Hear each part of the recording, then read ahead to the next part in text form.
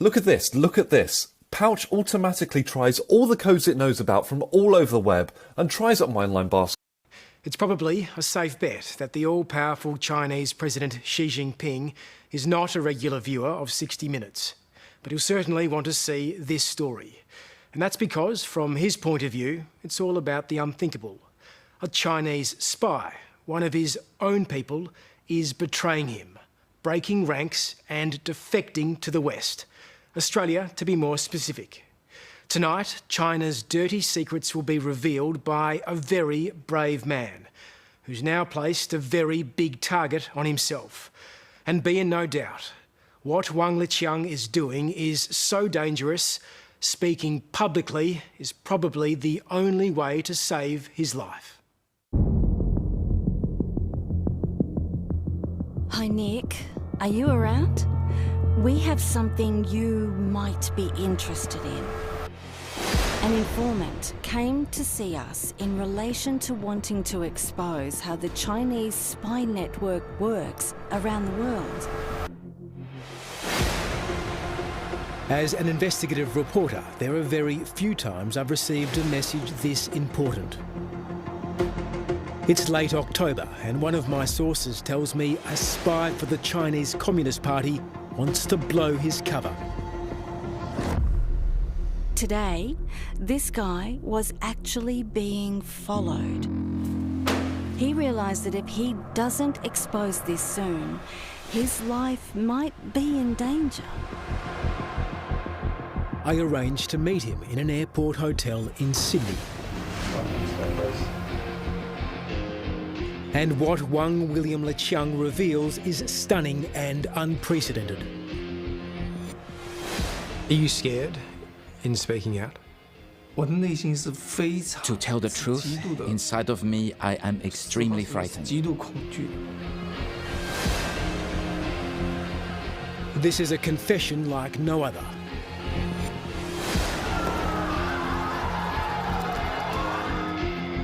Never before has a Chinese spy gone public in this way. In from the cold, our insider admits personal involvement in a series of Chinese espionage missions. In Hong Kong, violence and kidnappings aimed at disrupting the democracy movement. And in Taiwan, a master plan to bring down the president. What risk is he taking in speaking out and going public? Death. Death not just for him, but for his whole family. The fate of Wang Liqiang and his young family now rests with the Australian government. He's told them Chinese spies are operating here with impunity. And tonight we corroborate his claims by exposing the operation to place an agent in our parliament. It was like something out of a spy novel. This isn't just cash in a bag, given for favours. This is a state-sponsored attempt to infiltrate our parliament, and Australians should be very, very concerned about this.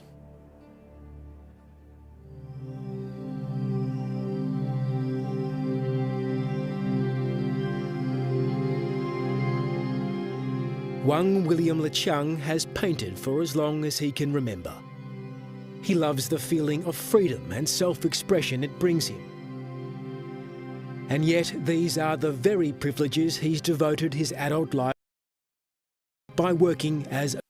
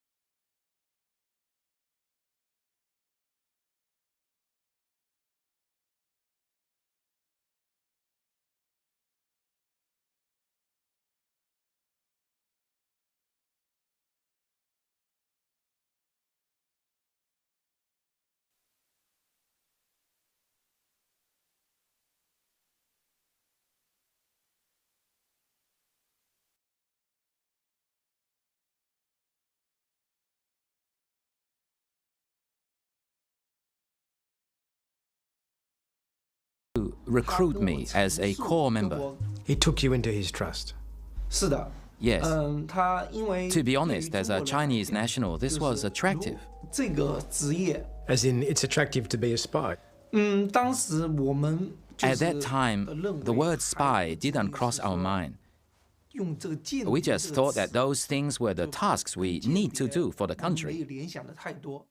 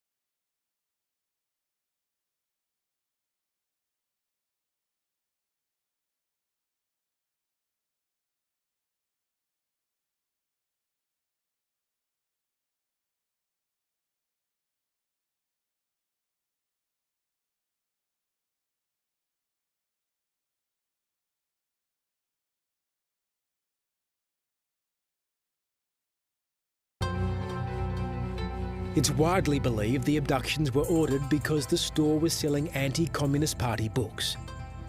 But Beijing's always denied it. And to be fair,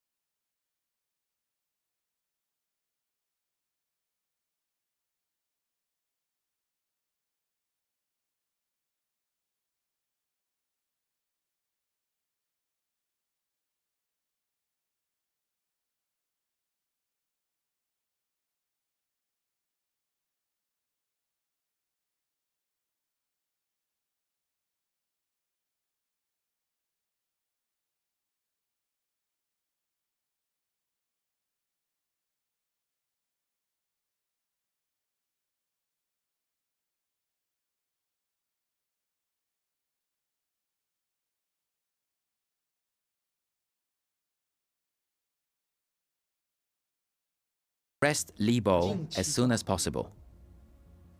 然后的特工 He sent 6 agents who took Li Bo from the storeroom of Causeway Bay Books directly to mainland China.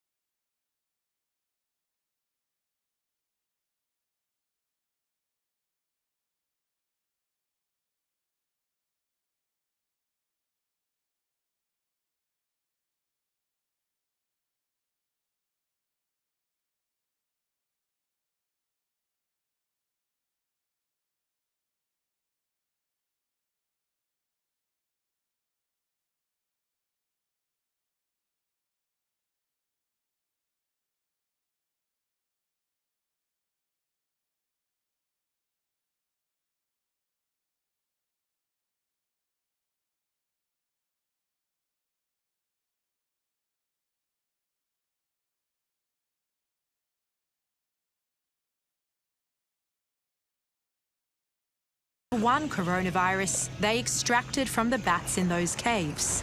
It is 96.2% identical to the virus that causes COVID-19.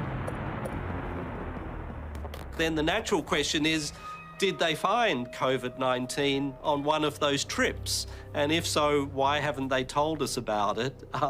Or did they manipulate, rat G13?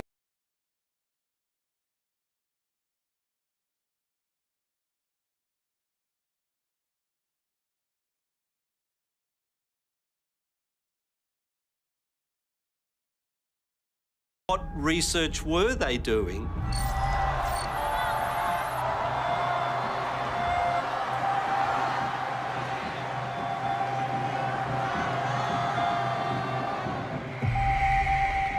By early 2020, this administration has developed a very healthy and justifiable suspicion of a lot of things China is saying is doing and China promised to do.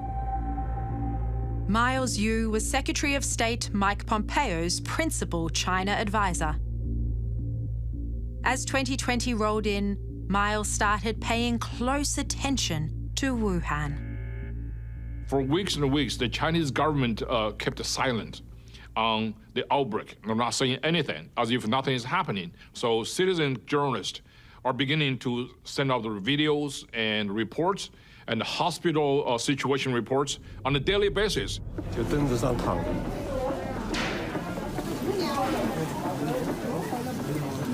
我们今年的疫情堪比03年的非典，而2次疫情的爆炸都是因为对于事实的隐瞒，对于信息的封锁。我们不能一错再错了。One of those citizen journalists is Chen Qiushi. He's also a lawyer. Chen had heard China was covering up the unfolding tragedy in Wuhan. So he went there and started posting videos. 那个护士还主动问我，你看没看网上那3具尸体停走廊里的视频？我说看了，对，那个官方已经辟谣了，但是是真的。我说啥？官方已经辟谣了，但是真的。And then he disappeared. Mr. President, what evidence were you presented with that convinced you that it did, in all likelihood, come from a lab?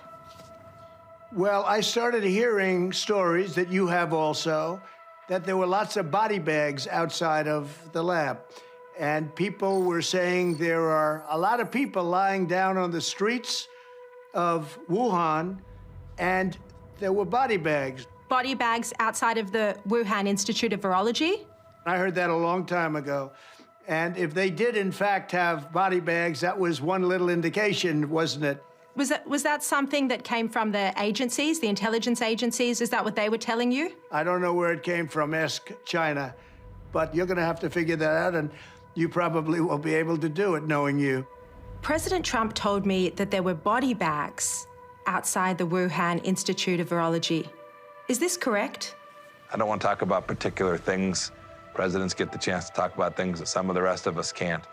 But there was an enormous, albeit indirect, evidence that the Wuhan Institute of Virology was the center point for this. Remember, too, there were 14 American diplomats on the ground in Wuhan at this time who were watching and observing what was taking place inside of Wuhan. I hope one day that we'll be able to get that information out more broadly, but as I come back to it, the cumulative evidence that one could see points singularly to the Wuhan Institute of Virology.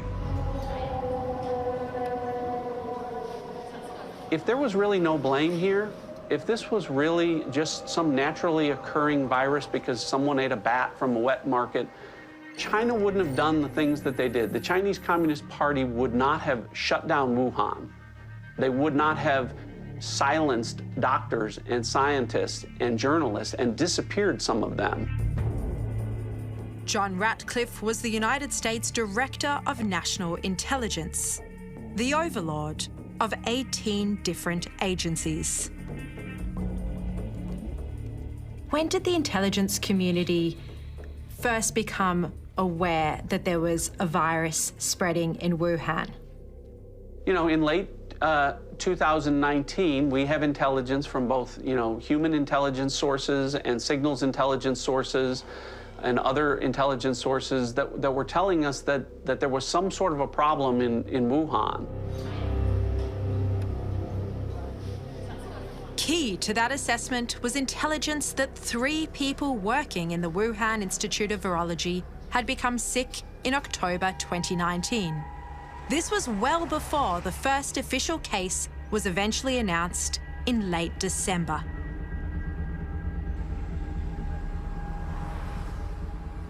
What Mike Pompeo and I put out is, you know, people became sick at the lab in October and with symptoms that became entirely consistent with what most people have experienced around the world from COVID-19.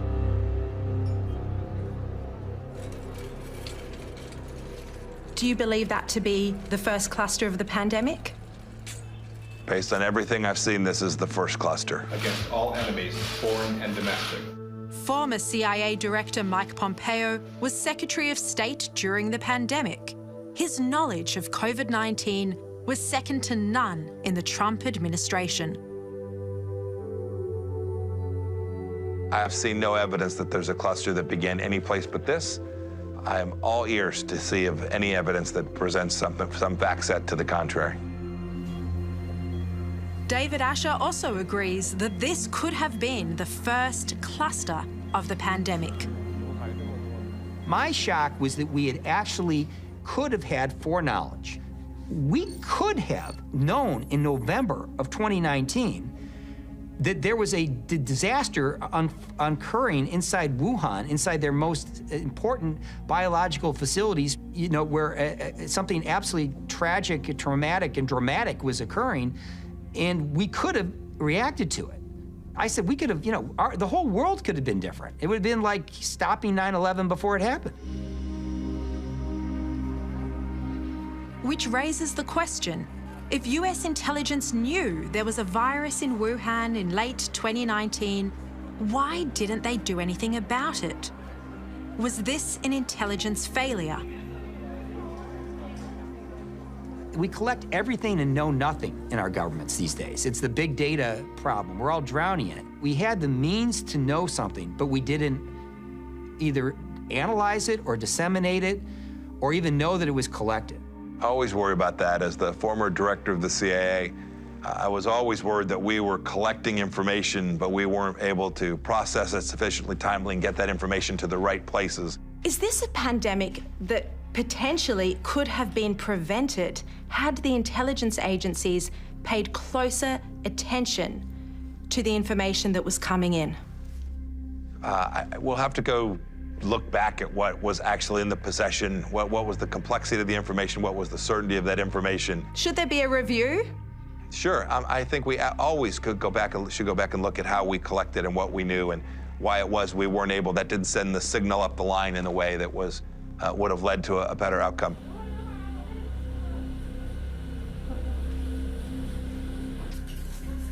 Did they survive, those 3 workers who got sick?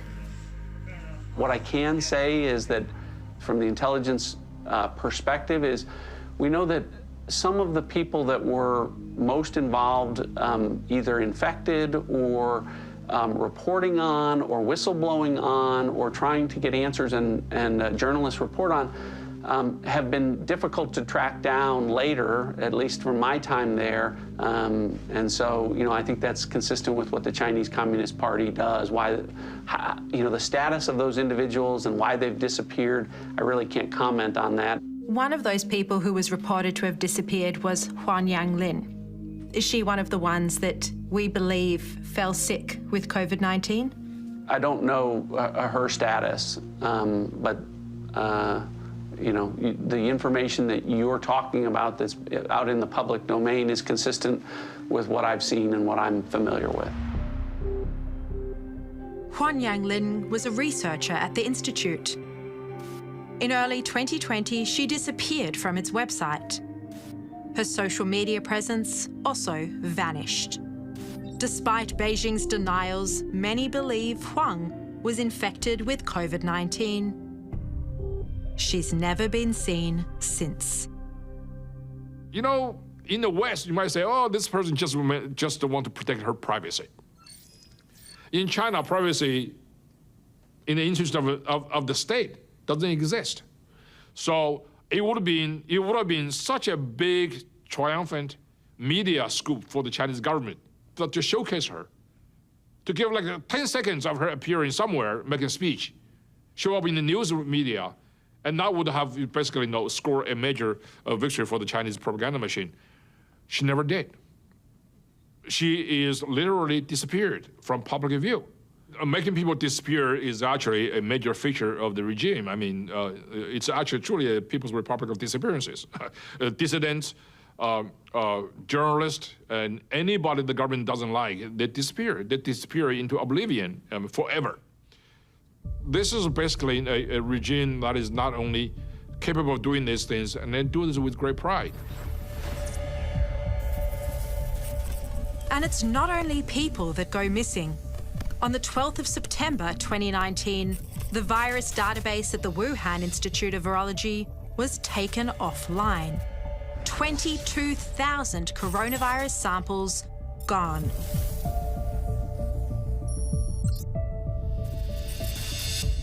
And that very same day, the Institute beefed up its security and issued a tender to replace its air conditioning system. This, in September, is when the evidence suggests a leak first occurred.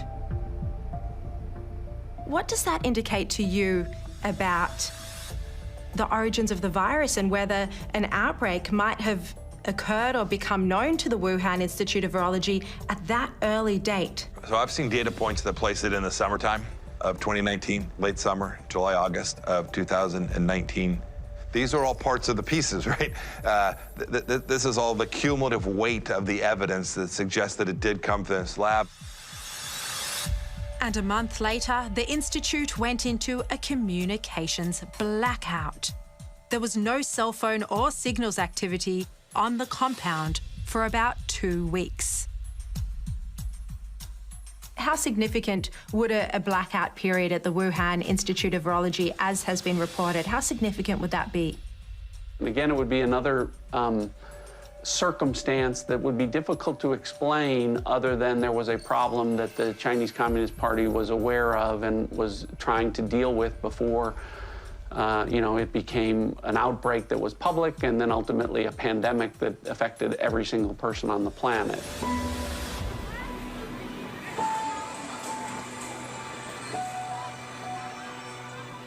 Everyone around the world assumed it had come from an animal, but we didn't know what animal. In the early days of the pandemic, Australian scientist Nikolai Petrovsky made an extraordinary discovery. I guess the first surprising result that we found that really stumped us for a while was there was no animal, and that opened, obviously, Pandora's box, because then we had to start saying, well, if it didn't come from an animal, where did it come from? And, of course, that led into, I guess, exploration of other possibilities. And one of those, of course, was that could this have potentially have come, from a laboratory?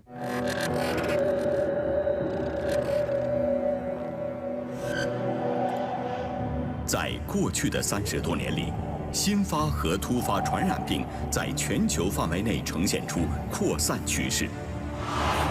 特别是自2003年以来相继爆发的 SARS、高致病性禽流感、埃博拉等。 This video was part of the official launch of the Wuhan Institute of Virology's latest lab, BSL-4. It clearly shows there were bats in the lab. And that's a fact World Health Organization investigators said was a conspiracy. It was passed on to me by a group of scientists and researchers who've been digging into the origins of COVID-19. They call themselves Drastic. When the outbreak happened, a lot of people noticed that it's quite a coincidence that it happened in the same city where there's this premier lab studying coronaviruses. And, people were saying, well, that's suspicious. And everybody who said there could be more to it, they were called conspiracy theorists. Yuri Dagan is a genetic engineer. From Moscow, he watched COVID-19 spreading around the world. In April 2020, Yuri wrote an essay arguing that the animal-to-human theory just didn't stack up. Can you detail some of the issues that you uncovered in that Medium paper that were just so crucial? Basically, it's that the Wuhan Institute of Virology that is located at the epicenter of the outbreak has been creating chimeric genetically modified coronaviruses for many, many years. And they've been putting these spike proteins from different viruses in their backbones and then studying like how well does that infect human cells. Just this alone formed a very plausible argument that this is actually the lab that hosts so many different coronaviruses, explains the lab leak the best. Yuri, this was highly risky coronavirus research that was happening at the Wuhan Institute of Virology, and no one seemed to be paying any attention to it. Yes, this kind of work of very dangerous, potentially pandemic pathogens, being made more transmissible and potentially more lethal to humans, nobody paid attention to it because nobody cared about this kind of work in virology until the outbreak happened.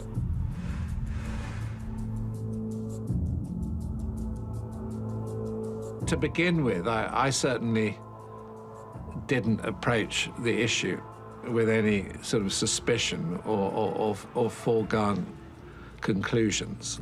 However, things began to change as the pandemic evolved. Sir Richard Dearlove also ran into resistance to the lab leak theory. He's the former head of the British spy agency, MI6. Early in the pandemic, two scientists asked for his help in publishing a paper that cast doubt on COVID-19 coming from an infected animal. We approached Nature, we approached Science, we approached the American Journal of Virology, we approached various publications in the UK, and it was clear to me that there was a sort of united front not to put anything in the public domain which questioned the Chinese narrative. How disturbing is this censorship? And do you think it amounted to Chinese disinformation? I'm pretty sure that the Chinese, after the outbreak in Wuhan, and they're very good at doing this, sat down and, developed their own information campaign. So, Richard, you were one of the first people internationally to come out and say this virus may be the result of a laboratory leak. How were you treated after you made those remarks? I had people saying to me, Richard, my strong advice is you don't get involved in this issue. It's conspiracy theory. And I mean, my reply to them was, if that's what you really think, you haven't really looked at the science. You don't understand the arguments.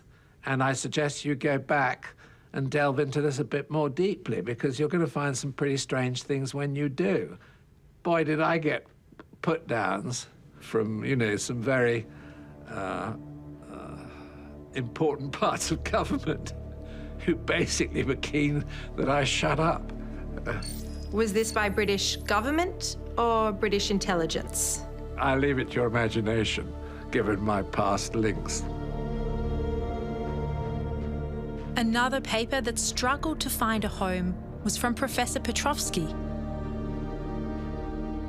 His research found the virus was better adapted to infect humans than any other animal, including bats.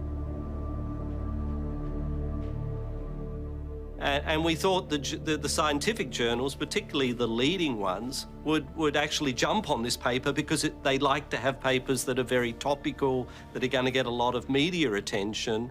And so we were quite stunned when we just got rejection after rejection after rejection without even the paper being looked at. Professor, this is censorship of science.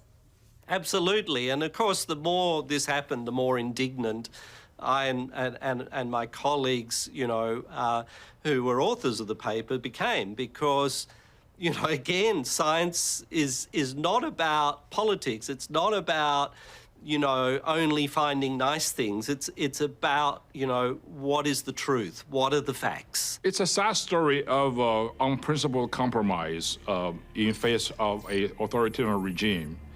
And also, it is also a sad story of political wokeness, because the reason many scientists sign on to that kind of rhetoric, to accuse anybody who's seriously interested in the possibility, not the certainty, but the possibility of a lab leak, as simply racist. It is my profound honor to address the United Nations General Assembly. We must hold accountable the nation which unleashed this plague onto the world, China. Why were so many scientists against the lab leak theory? Well, one of the reasons was United States President Donald Trump. Yes, unfortunately, you could say that the Trump factor contaminated the argument quite seriously. And I think there were a significant number of prominent scientists who did not want publicly to appear to be supporting Trump. We saw big media say, you know what, Donald Trump and his Secretary of State are out talking about this thing.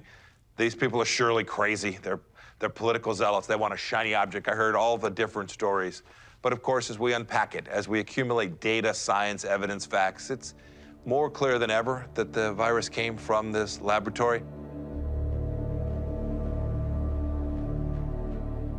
In early 2020, the medical journal The Lancet published a letter from a group of scientists saying the lab leak was a conspiracy. The man behind the letter was Peter Daszak. He's the president of EcoHealth Alliance, and he'd been working with the Wuhan Institute of Virology for 15 years, sending US grant money to Wuhan for bat research. He's the absolute expert on bat-borne coronaviruses in the United States and their epidemiology, and that he assures us that the Chinese had provided him personally with proof to make it clear that this had come out of nature. But when we asked for this proof, when we asked the government agencies that had funded the work of EcoHealth and others, they couldn't give us that proof because they didn't have that proof. We looked at what certain scientists were saying, matching it with intelligence, and when it didn't match up, we were questioning it. But then as we looked more closely at the Wuhan Institute of Virology, you know, what a lot of scientists like Dr. Fauci and Peter Daszak were saying was, there's no live bats there, there's no gain-of-function research there, there's no military there, and we had intelligence that was telling us that all of those things were occurring there.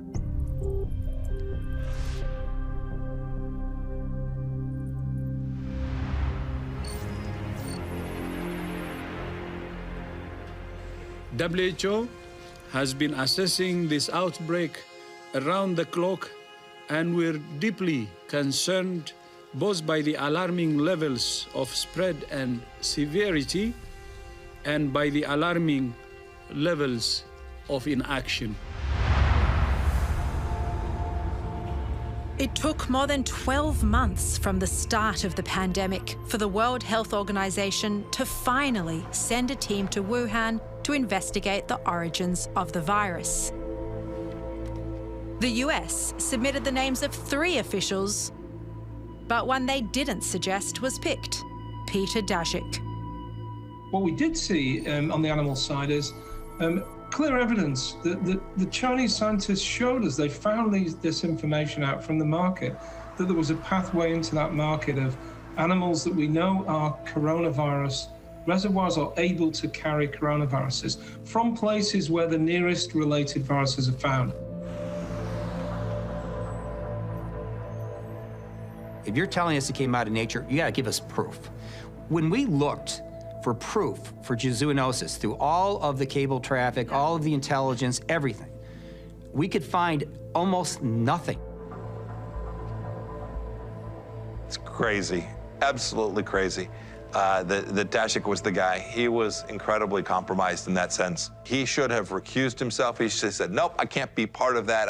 I was connected to this. I was involved in the funding of things that were taking place at this laboratory. It made no sense to put him on that group. He should have seen that himself, and certainly the leaders who were making the decisions about who to have be part of that commission should have seen that this conflict of interest would deny their report, whatever it was they were going to put out, the credibility that I know they hoped that they would have. As to the possibility of COVID-19 coming from a lab, the WHO report found it extremely unlikely.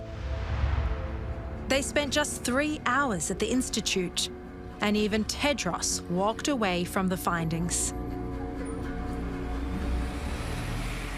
Oh, it's a complete fiasco, the report. You know, it's 413 pages long, and only 3 pages are devoted to the possibility that we're dealing with a lab escapee. Well, the WHO is controlled by China. I dropped out of the World Health Organization. I thought it was ridiculous. They were late, they were wrong. They advised against travel restrictions. They objected to your travel ban from China. Well, they really did what China told them to do, if you think about it. They were like a mouthpiece for China. How beholden was the WHO and Dr. Tedros to China? Deeply beholden. Dr. Tedros owed his leadership role at the WHO to deals that were cut with the Chinese Communist Party. Dr. Tedros couldn't have been that next leader without the support of the Chinese Communist Party. And then we saw the behavior on the ground where he talked about how wonderful the Chinese Communist Party was behaving. They were doing all that they could. And we now know nothing could have been further from the truth. Again, this was the tragedy, the central tragedy of the end of 19, the beginning of 20. It became political, not scientific. It became driven by personal incentives and not the data set. Do you think there should be an investigation into Dr. Tedros's ties to China? You know, sure, but we already know an awful lot. The truth of the matter is that when the WHO was tasked with accomplishing the singular mission with which it was intended to accomplish, preventing global pandemic and the spread thereof, they fell down. And they fell down because they weren't willing to confront the perpetrator. They weren't willing to demand from the Chinese Communist Party that they be given access. They failed. They failed because of the absence of backbone and resolve, and the world is deeply worse off for this.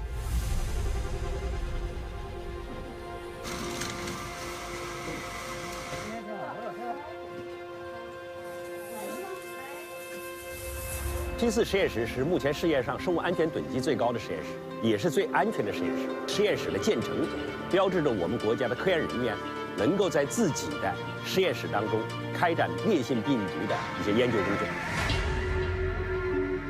Before the pandemic, much of the world had never heard of the term gain of function. Put simply, it's genetically manipulating a virus to give it new functions, like the ability to infect humans. That's what was happening inside the Wuhan lab. You know, there is quite a logical explanation when you look at the virus and its special characteristics. That, you know, this is the result of taking a natural virus and mucking around with it.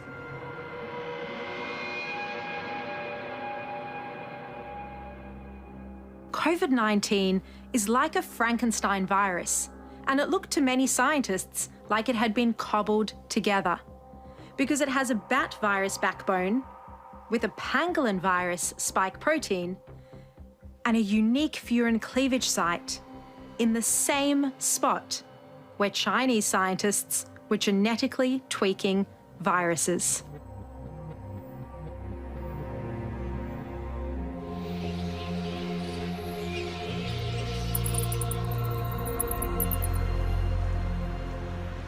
For those who keep bringing up, you know, the possibility of a bat in the wild markets in Wuhan having been the source of COVID-19, scientifically that has really no merit because it can't infect bats. So it couldn't have come straight across from a bat.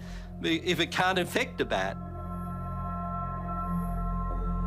If COVID-19 was the result of gain-of-function or other risky experiments at the Wuhan lab, remember this: that same lab was being partly funded by America. Dr. Fauci, knowing that it is a crime to lie to Congress, do you wish to retract your statement of May 11th where you claimed that the NIH never funded gain-of-function research in Wuhan? Senator Paul, I have never lied before the Congress, and I do not retract that statement. Take an animal virus and you increase its transmissibility to humans, right. You're saying that's not gain-of-function? Yeah, that is correct. And Senator Paul, you do not know what you are talking about, quite frankly, and I want to say that officially. Dr. Anthony Fauci is America's top medical advisor. I found a scientific paper he wrote in 2012 where he argued the benefits of gain-of-function research were worth the risk of a pandemic. In total, American agencies funded 65 research projects at the Wuhan Institute of Virology. So you don't want to go to Hoboken, New Jersey, or to Fairfax, Virginia, to be studying the bat-human interface that might lead to an outbreak. So you go to China. Are you concerned at all about how it happened that the gain-of-function ban was lifted during the Trump administration? How was it that Anthony Fauci was able to do this without anyone knowing? Well, I don't know for sure who all was involved in that decision-making process. I can say this much. When we look back and figure out how that decision was made, I hope that all of those parties were able to come to the table, express their viewpoints, their concerns, so that we had not only a decision, but an informed decision that was made. I've seen very little evidence to date that there was a broad-based information exchange before the decision was made by Dr. Fauci to lift that ban on gain-of-function research.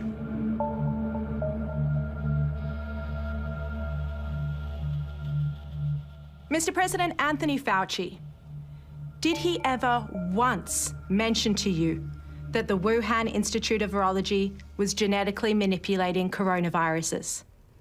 Well, no, he didn't. And, you know, Anthony's been in government for many, many years. He's a bureaucratic kind of a guy, a very great promoter. I give him an A+ as a promoter and probably a C or a D as a doctor. We now know from emails that have been released under the Freedom of Information Act that he was getting his advice from the likes of Peter Daszak, a Wuhan collaborator.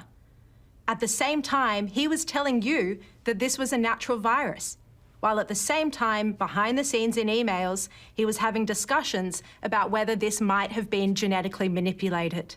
Does that shock you? Well, he was dealing with them, certainly, and my thing was a little bit different. I just wanted to stop it. Whether it developed one way or the other, I just wanted to stop it. But it's important to know where it came from. It's extremely important to know how it developed. Fauci was dealing with them, and I guess they were even making payments for certain kinds of research. And I ended that, too. I stopped that. When we found out about that, he was doing that during the Obama years.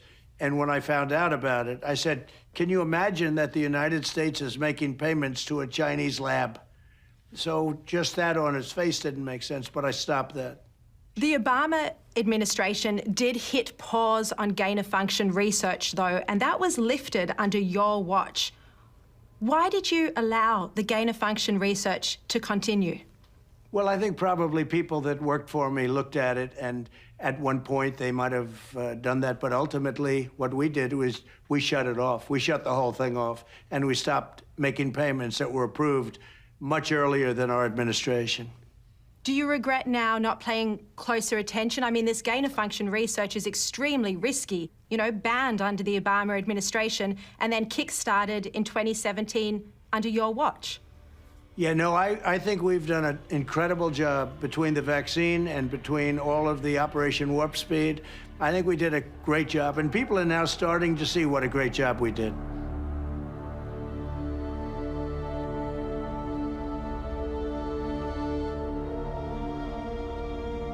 While writing my book, I discovered a crucial piece of the COVID-19 puzzle.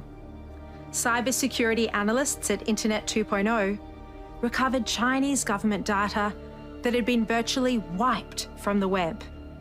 It showed there was a buy-up of PCR equipment used to test for coronaviruses in Wuhan in 2019. The next month, one of those machines went to the Wuhan Institute. Is this something you're aware of, that they bought a PCR machine in November 2019? I wouldn't be able to comment on that. How significant would this purchase be? Would be significant. Is it a smoking gun? Ultimately, I don't think there's ever going to be one specific smoking gun. I think there's more than just smoke here. I think there's fire from a whole bunch of different sources. I think that would be another compelling piece of evidence if you need more. I don't need more.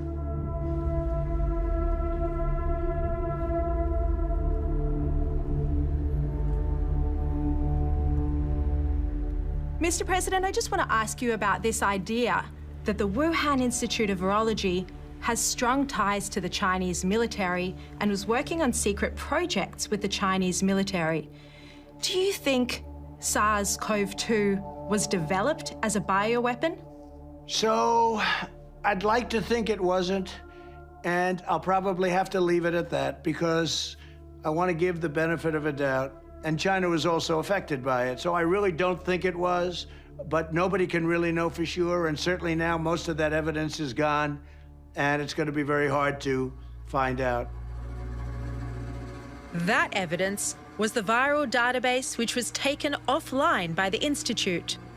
There's also early samples that were destroyed and the people who disappeared.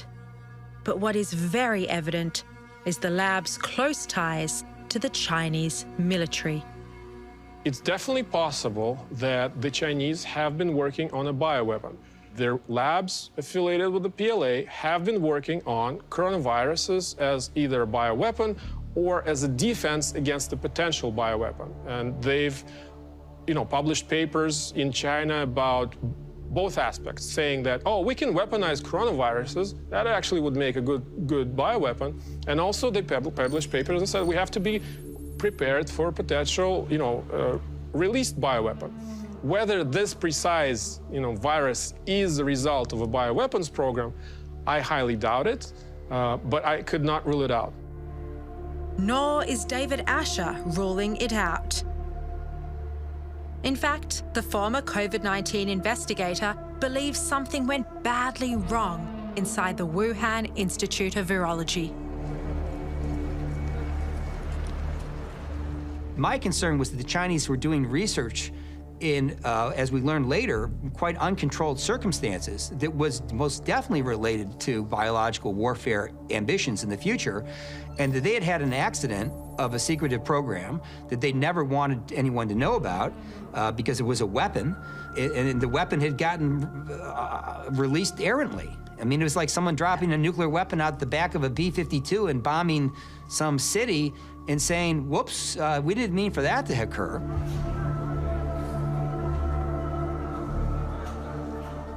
Do you think this was an accidental or deliberate release of COVID-19 from China? So I think it was probably an accident. I don't think it was on purpose. If it was, that's essentially war.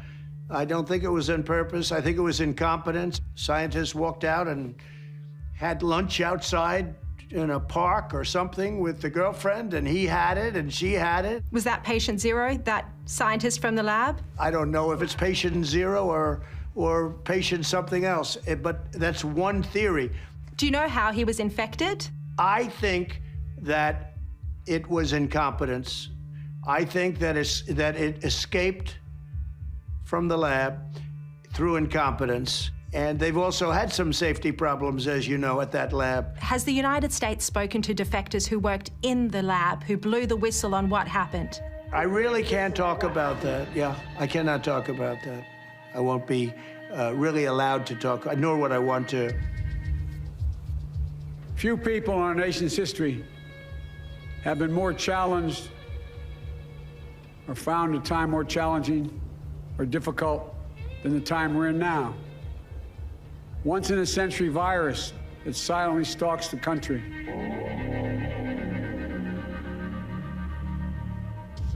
Almost 4 months after becoming president, Joe Biden ordered a probe into the origins of COVID-19.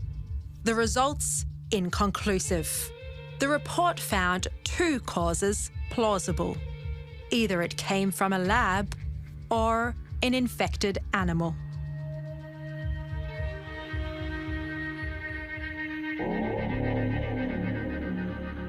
Is there still major intelligence that goes to proving the virus came out of the Wuhan Institute of Virology that's still not in the public domain? Yes, there's compelling intelligence that hasn't been declassified. When you declassify intelligence, you risked, the potential human sources or signals intelligence, where your eyes and ears to their actions are coming from. And so we put out as much as we felt we could safely do at the time, but I think the time has come for the Biden administration to declassify additional information that would, again, more evidence, if you need it, that Chinese Communist Party officials acted badly, bullied international officials, covered up intelligence and reporting on this. There is more intelligence out there, and I'd like to see it declassified because it'll create additional pressure, not just on Chinese Communist Party officials, but others that still continue to deny that China is a bad actor here.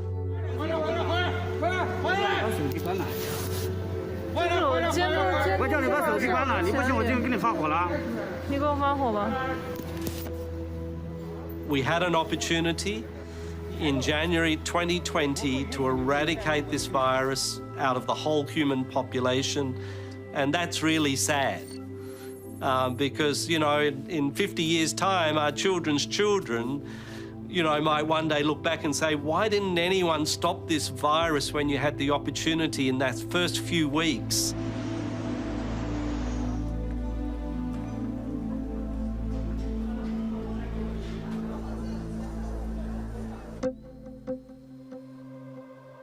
From his lab in Australia, Nikolai Petrovsky is developing a vaccine that's in phase 3 clinical trials. But he fears that COVID-19 may become a way of life. So viruses are opportunists. They find themselves in this wonderful new host, of which there's billions, and it's learning as it goes. It started as an exquisite human pathogen. If we look now at strains like the Delta strain, it's going from bad to worse. I mean, and this is what happens when you have something that is already the perfect human pathogen. It won't stop there because it's already, has its foot in the door. And it can only get better over time. And that's what we're seeing. And that's why, it's been so scary. Is this what the future looks like? If this virus is allowed to spread and disseminate, it's going to learn more tricks. It's going to become more infectious because that's the way viruses travel. They're opportunists. And it's going to reach a point where we'll never actually free ourselves because it's found we're such a wonderful host species, it doesn't ever want to leave.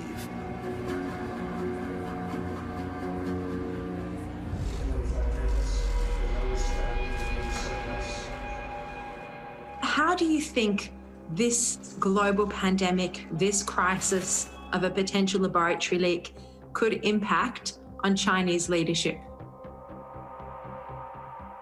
Well, my view is that the implications of this for the PRC leadership are severe. There will be factions who are hugely dissatisfied with what has happened, with the way that Chinese reputation is damaged, the way that, China now becomes something akin to an international pariah. So I think the consequences of this will be severe politically in China over the next 4 or 5 years. Watch this space. Something will give, something will happen. And I wouldn't be at all surprised if it brings Xi Jinping down, or at least there isn't a contest around his concept of leadership.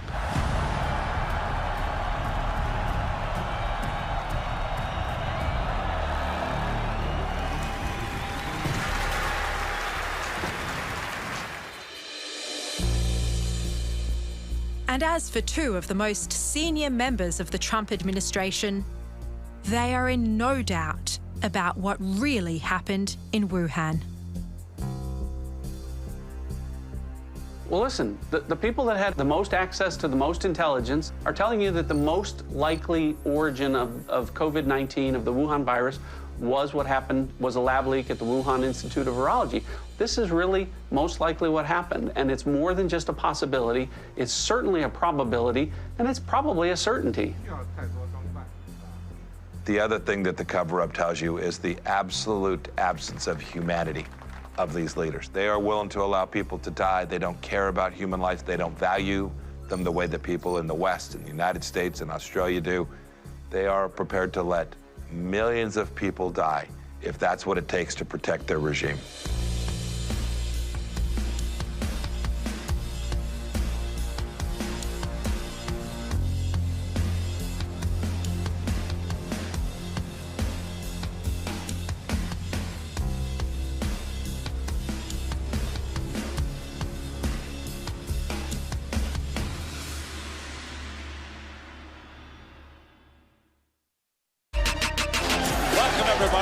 From Tottenham Stadium in London. Get the squilling, prepare for the scared nightmares for the villains. Ready to be the best, I don't care about opinions, except nothing less than a test like acrylic.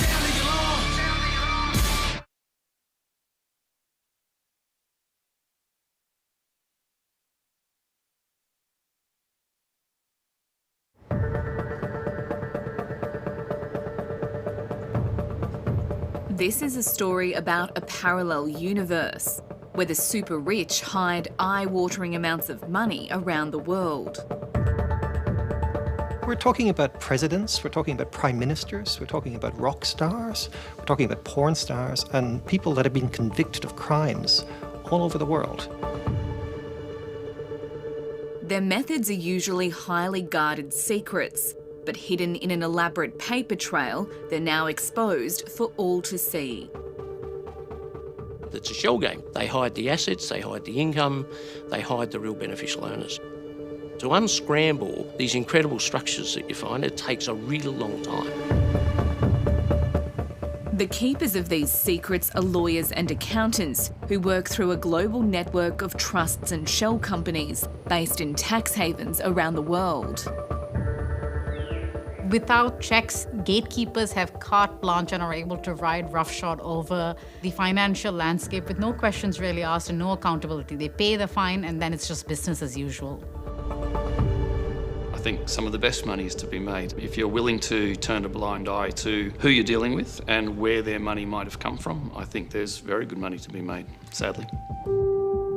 You have a handful of people who loot the resources of a country. Imagine the good that could have been done with $5 billion, the roads, the infrastructure, schools, medicine, education, healthcare. All of that could have been done. All of that was taken away by a handful of people. The private fortunes of the rich, famous, and sometimes infamous are concealed through lucrative financial holdings and expensive real estate. And Australia has become a prime destination for them to stash their cash.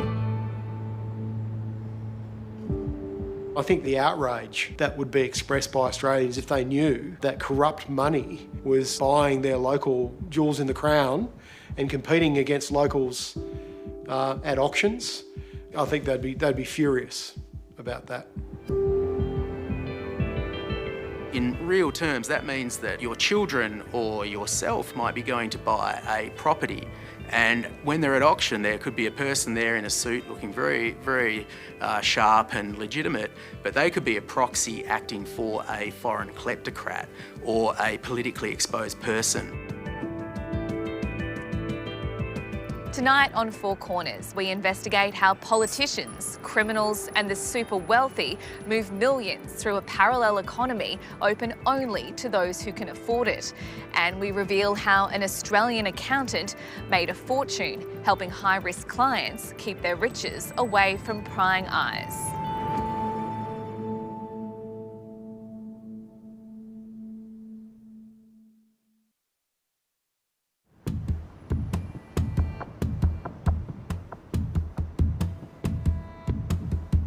Our investigation begins in Singapore. This glittering island financial hub is an ideal place to set up complex business structures. Their corporate tax rate of 17% has always been traditionally much lower than other foreign jurisdictions. So that's attractive to companies that want to go set up business there and pay less tax. And of course, if you're going to go to the effort of setting up a headquarter in a country like Singapore, and you're a big multinational firm, and you're involved in profit shifting activities and a whole range of other things that are certainly immoral and unethical, then what you're going to also demand from the Singapore government is layers of regulations to hide your identity and what you're doing. It's actually a recipe for setting themselves up for scandal. For the last 40 years, Singapore has been home to a little-known business, run by an Australian accountant named Graham Briggs.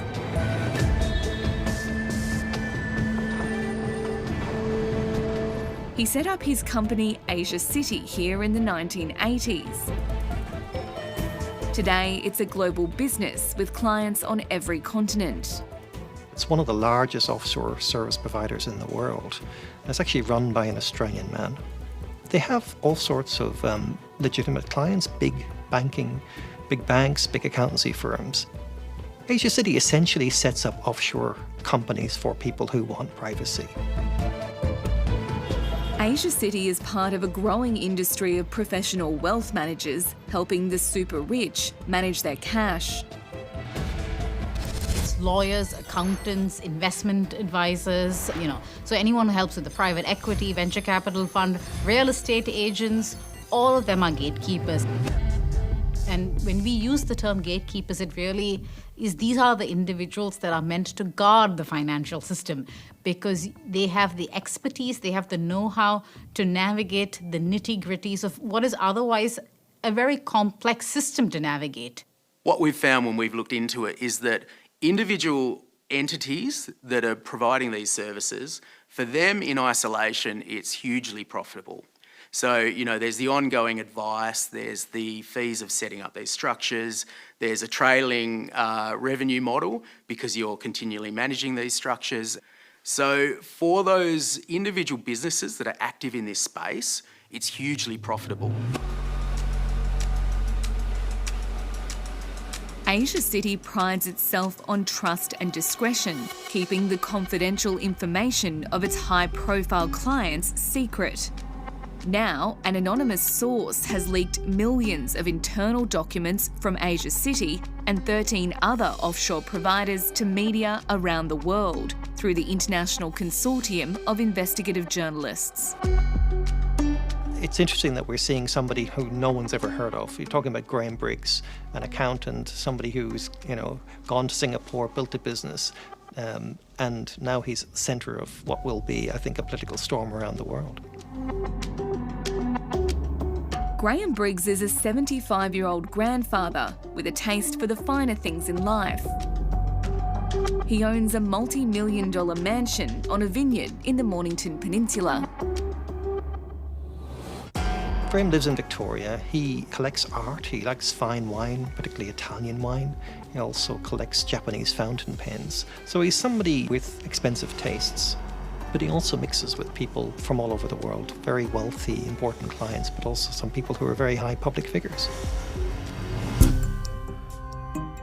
The leak reveals Graham Briggs amassed a $62 million fortune that includes more than $10 million in real estate, a $4 million rare pen collection, and $400,000 worth of fine wine. Like the fortunes of those he's managed, much of Graham Briggs's wealth is held through a complex offshore company and trust structure. One of the trends that's emerging in the documents in the Pandora Papers is the fact that this offshore world lobbies behind the scenes. It lobbies governments to allow the offshore world to take place. So Graham was particularly involved in turning Samoa into a tax haven.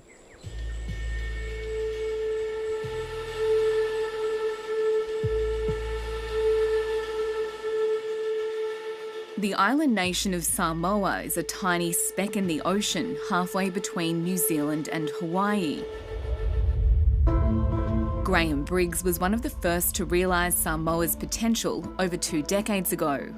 He spruiked himself as an expert consultant to the government on offshore finance. He set up an Asia City office in the nation's capital, just down the road from the regulator. She was one of the first to bring that type of business here to Samoa, and I understand that he did have a say in advising on the original legislation. I've met him once. In fact, I met him during one of the reviews of Samoa in accordance with the Asia Pacific Group on Anti-Money Laundering. One of their reviews of Samoa back in 2014. That was when I first met Mr. Graham Briggs. He seems very personable. He's not very tall. Short, curly-haired, grey Aussie. It may not look like a global finance hub, but there's tens of thousands of international companies based here, one for every 3 residents. The genesis was, I think it was trying to find other sources of income that were legitimate and legal for a small island nation with very limited natural resources. That's basically the genesis of it. It's a tax haven that's been criticised for its lack of transparency and has been blacklisted by the European Union since 2017. In the good old days, when it was a bit more Wild West, so to speak, there was no regulation around. And so it was easier to incorporate a company, and as such, the risks for things going wrong and things being used for untoward purposes was probably higher in the early years of the industry. It's a tax haven, which means it doesn't impose tax on a lot of income earned by people in that jurisdiction. And it was very popular for Australians because before we had a regime which taxed people on their foreign income if earned through a foreign entity. So if I put a foreign company in Samoa and that foreign company earned income outside Samoa, it wasn't taxed in Samoa and it wasn't taxed in Australia. Hence the benefit of having a tax haven in the middle. For those who consider these sorts of arrangements, they're not clever or sexy or harmless. I think the victims when people don't pay tax is everyday Australians, the millions of taxpayers who do the right thing, who declare their income, pay their employees and have fair competition against other business. The leaked documents show Asia City kept a confidential list of its highest risk clients, known as PEPs. So a PEP is an acronym for politically exposed persons. And it's referring to people who held senior government positions. They may be politicians, they may be heads of state-owned enterprises or heads of government departments. And they may be foreign or domestic. The reason they are singled out and considered high risk is because people who are in those positions have, in the past, availed themselves of the opportunity to commit corruption offences.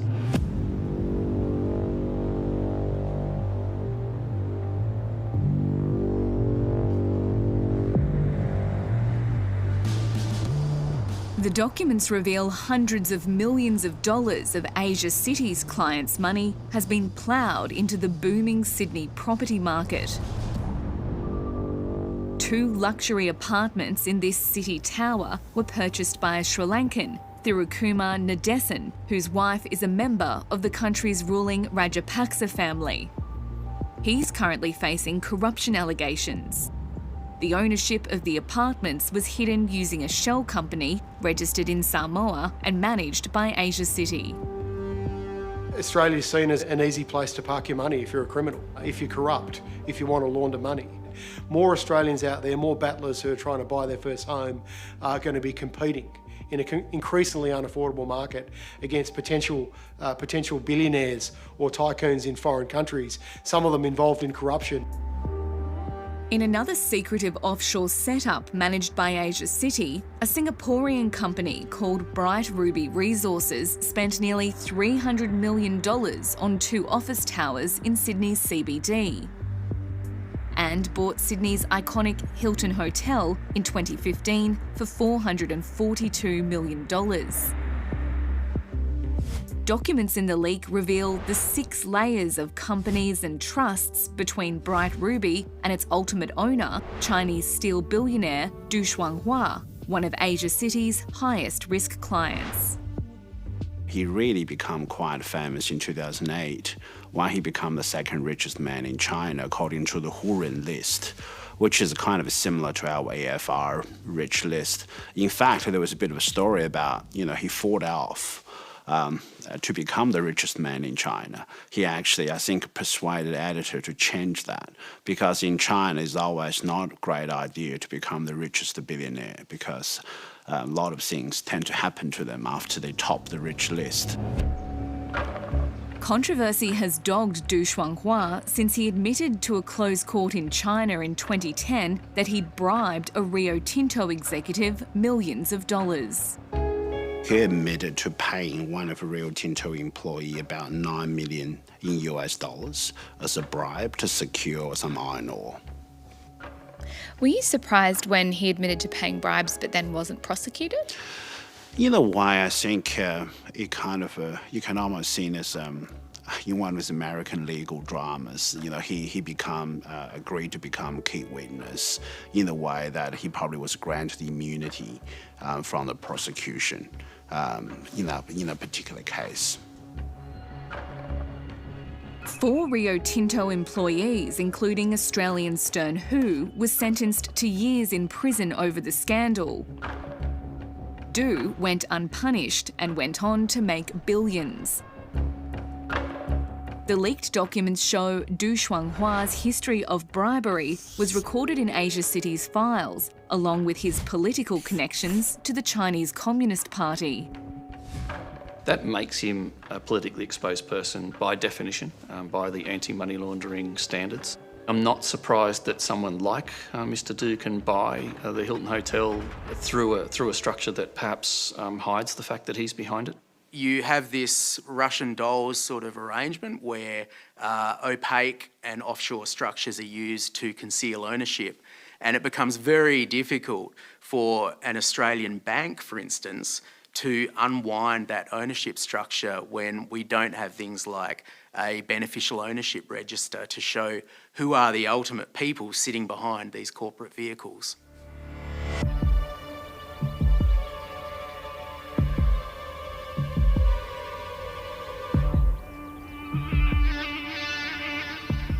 In this picturesque corner of northwest Tasmania, another Asia City client bought up farmland using a secretive offshore trust and company structure.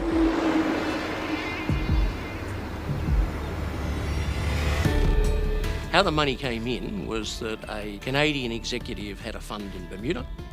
The Bermudan fund advanced the money to a Singaporean company which acquired the Australian Dairy Fund. But when you look at the ownership on paper, the Singaporean company is owned by the trustees, 2 trustees of 2 respective trusts in the Isle of Man.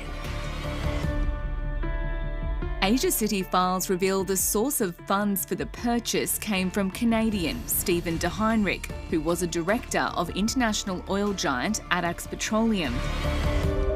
We are an international oil and gas exploration and production company. In 2007, 2 senior Addax executives admitted to bribing a former Nigerian oil minister for lucrative contracts.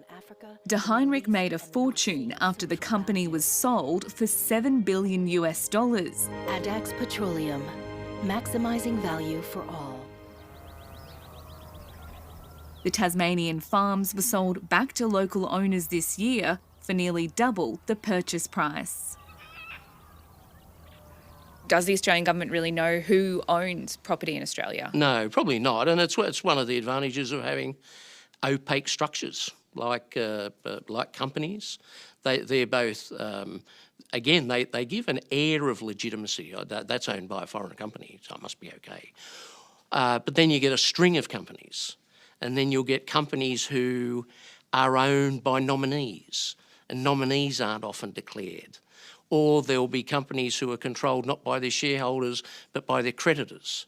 And so it's hard to actually pick where the control's actually coming from. Tasmanian Green Senator Peter Whish-Wilson sat on a recent Senate inquiry into foreign ownership. He says it raised serious questions about the Foreign Investment Review Board's ability to properly monitor the flow of money into Australian property. See, arguably, an estimated billions of dollars flow into Australian real estate. That's dirty money. And that money pushes up house prices. It makes houses less affordable for your average Australian. And it's certainly not good enough that the government knows there are flaws in our legislation. There are exemptions that need to be removed, or loopholes is probably a better word for it, that need to be removed. Yet they drag their feet in doing this. Now, what that means is, in real terms, that means that your children or yourself might be going to buy a property, and when they're at auction, there could be a person there in a suit looking very, very sharp and legitimate, but they could be a proxy acting for a foreign kleptocrat or a politically exposed person.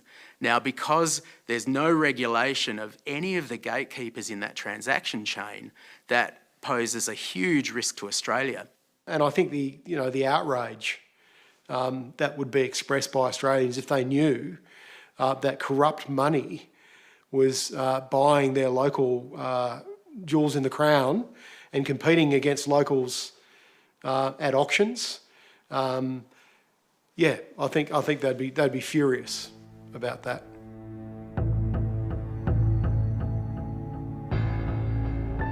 The secrets of companies like Asia City rarely become public unless someone decides to take the massive risk of leaking confidential documents.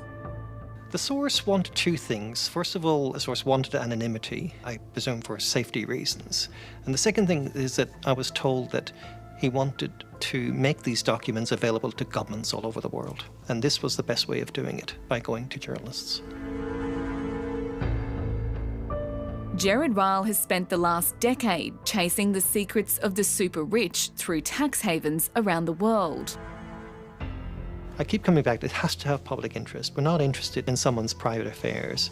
But when we're looking at these records, we're not looking at private affairs, we're looking at things that should be made public. I think what it shows really is that there is a shadow economy, a shadow world out there that we are not aware of. And that this is a world that is enriching the people who are already rich. He's coordinating a team of more than 600 journalists from international media partners, including Four Corners, who have spent months analysing more than 11 million documents. Asia City is just one of 14 service providers in the leak. When you're looking at a secret world, you obviously have to get information from that secret world to really understand it. I think all of the leaks we've had in the past have only given us a small window into this world, but here we have 14 separate windows, and I think that's what's allowing this to be different from anything we've done before, because it's allowing this breadth of information. We're able to see how the world really works, how this parallel universe really works, in a way we've never been able to before. Inside the Pandora Papers are files on politicians, world leaders and former leaders and their secret wealth. Jordan's King Abdullah II, who bought luxury homes worth up to $100 million through secret offshore companies. Czech Prime Minister Andrej Babiš, who secretly used shell companies to buy a French chateau. And Kenya's President Uhuru Kenyatta, whose family secretly owned offshore assets worth more than $30 million. We're talking about Myanmar generals. We're talking about people associated with Robert Mugabe over in Zimbabwe. And we're also looking at some other African figures, people that have been convicted or accused of money laundering or even worse crimes.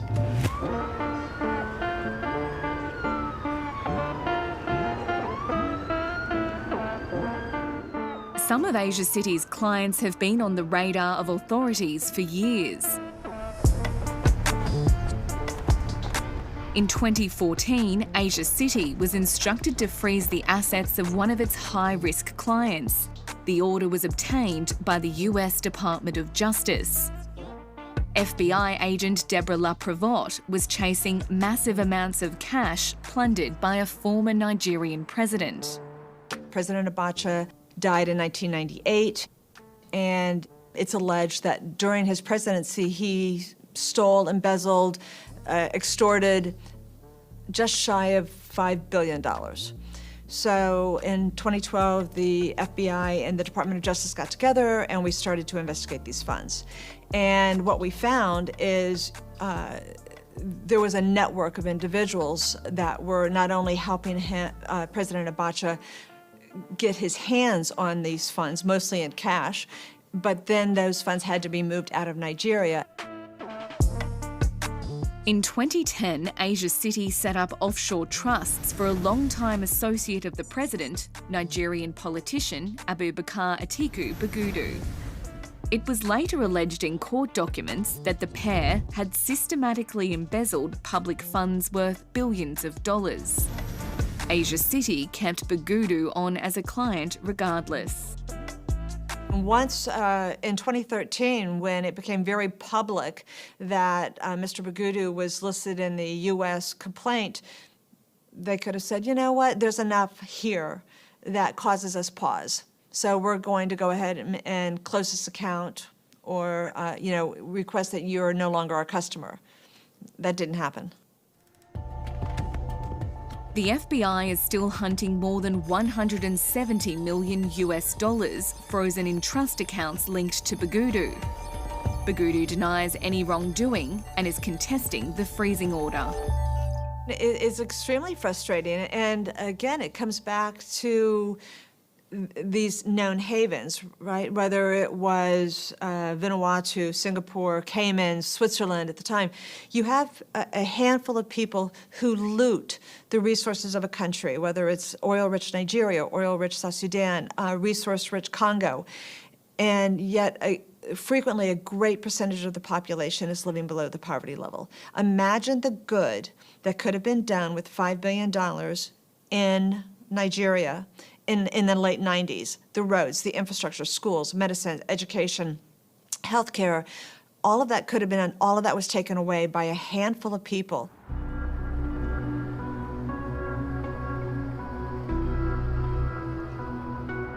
Russia is one of the world's most high-risk and high-reward financial destinations.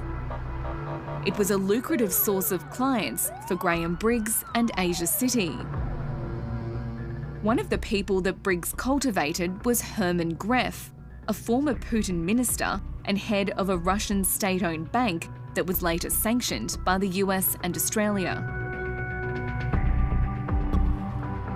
So the meeting occurred in a cafe in Moscow in February 2015 between Graham Briggs, the head of Asia City, and Herman Gref, who was a senior, politically exposed person in Russia. And they were meeting to discuss the structure that Asia City had set up for Herman Gref and the fact that he was going to use this structure in his post-government role or his post-government life. So the fact that the bank that Herman Gref is heading up is being sanctioned, I think, is significant. Asia City helped set up an offshore network for Herman Gref and one of his old government colleagues, Putin's former Deputy Chief of Staff, Kirill Androsov. He spoke to Four Corners from Singapore, where he's now a fund manager.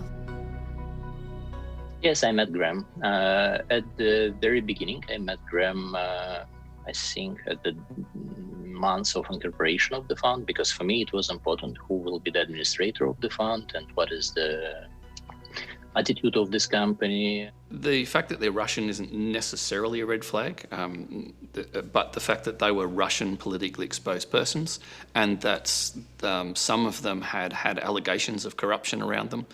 Some of them were very closely linked to the Russian government, senior levels of the Russian government, and then seeing large volumes of money being moved in a circuitous pattern. That is a distinctive red flag. The leaked documents reveal that Kirill Androsov received a mysterious $25 million bonus payment from a Russian businessman with rumoured links to organised crime. Asia City failed to keep track of millions of dollars of transactions in the complex Russian structures. Money laundering expert John Chevis has reviewed the documents. It's worth noting that these weren't insignificant amounts of money. We were talking about $25 million at a time for some of these transactions. There were the circuitous transactions between these three people, whether they were conducting those transactions themselves or whether someone was conducting them on their behalf. They didn't appear to have any legitimate economic reason for some of these transactions that were occurring.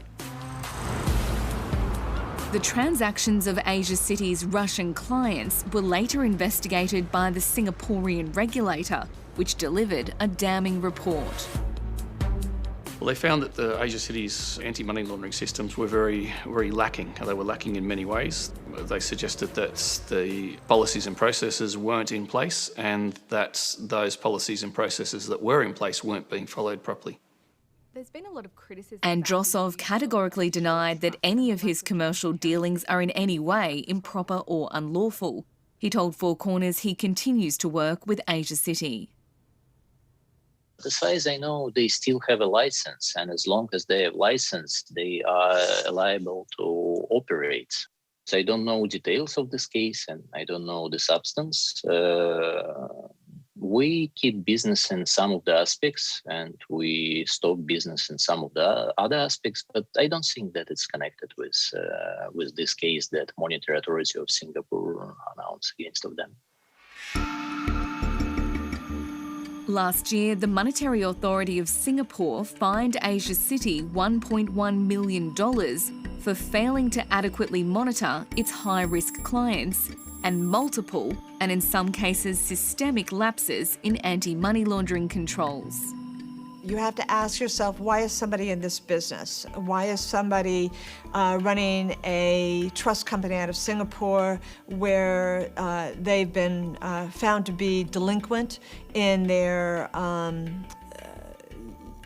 vigilance to fight anti-money laundering and terrorism financing? So, I could only say that I'd have to question.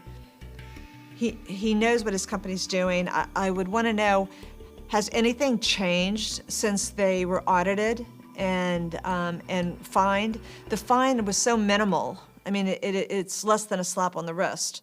Revenue authorities around the world, the big revenue authorities, are aware of the scale of what the professional enablers do and the scope of their reach. So they've formed various joint task forces to try to combat hidden income, hidden assets, and the whole camouflaging of beneficial ownership by the enablers. Australian authorities have been trying to track offshore tax evasion for years. In 2006, the ATO launched the biggest tax fraud investigation in Australia's history. It was dubbed Project Wickenby. So Project Wickenby was, I guess, the first time that we brought together a multi-agency focus on offshore tax evasion. We raised well over $1 billion in liabilities, in tax that wasn't paid and additional penalties.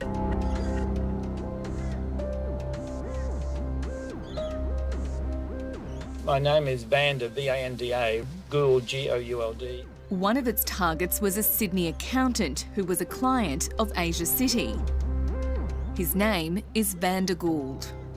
And I'm presently at Long Bay Corrective Centre at the jail. Van der Gould spoke to Four Corners from prison. He was arrested on tax fraud charges in 2013. I was at home. I think, doing some exercise on the exercise bike. I was, and then we had all these Commonwealth police came in and sort of did a raid at the house. Van der Gould met Graham Briggs in the mid-80s and began doing business with him in the early 90s. I met Graham Briggs and we got chatting and having a chat to him. It wasn't a very long call, just discussion. And then subsequently he took it upon himself to make contact with me.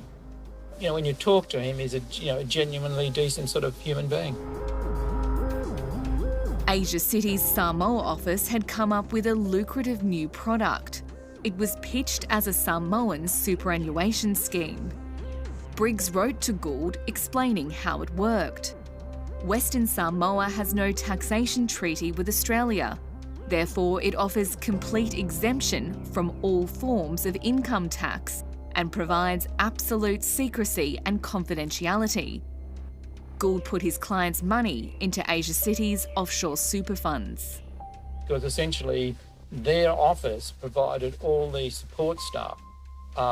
So they actually established the super fund, they got the lawyers to actually prepare the deeds, they got every transaction that was entered into, they were integral to those transactions. Asia City's Samoan super scheme had a brilliant twist. Clients were able to access their money before they retired via loans from the super fund. Well, the temptation for tax, if you want to avoid it, is to set up a Samoan fund, have your employer settle some money on it, and then the income of the Samoan fund, the theory was it was not taxable in Australia. So the income of the fund can be earned tax-free in Samoa, but if you want to get it back to Australia, we did have rules, like all super funds, that if you got a payment